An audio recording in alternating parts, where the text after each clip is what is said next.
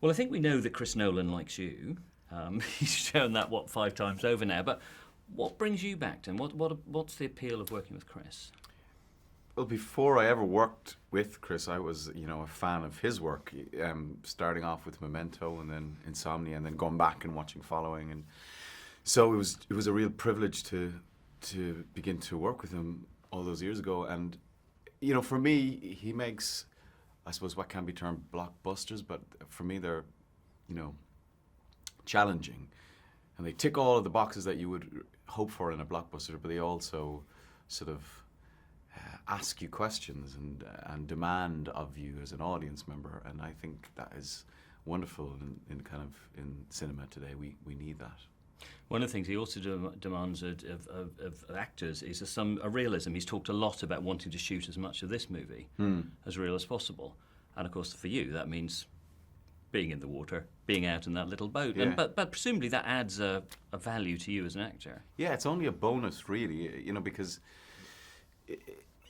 if your job is to portray something truthfully and honestly, then if it's happening in front of your eyes, it helps you enormously, and it's a big advantage. So, when the Spitfires are flying over for real, and the water's on fire, and the destroyer is tipping, and it's all happening around you, of course you're heading towards a more truthful response.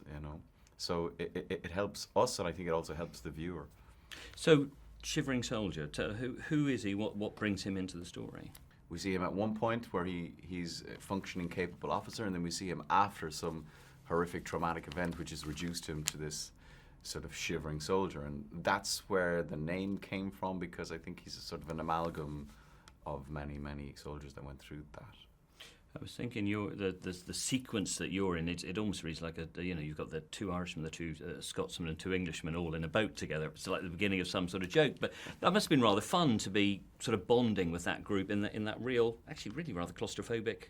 Yeah, and there was no choice but to bond with each other, because it was such a small environment, and we did, such fantastic actors to work with, and that was the whole experience for me. Was really, really intimate, and despite the film working on a big epic scale, my experience was very small and contained and really satisfying.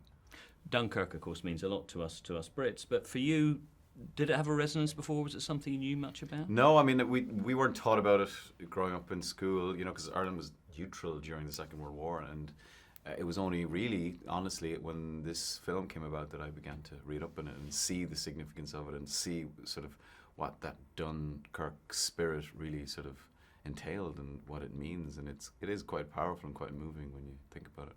And a universal resonance, what do you hope audiences will get out of it? I definitely think it has a universal resonance, and I think, I see it less as a war film, but more of a sort of a survival film, more of a suspenseful film, more,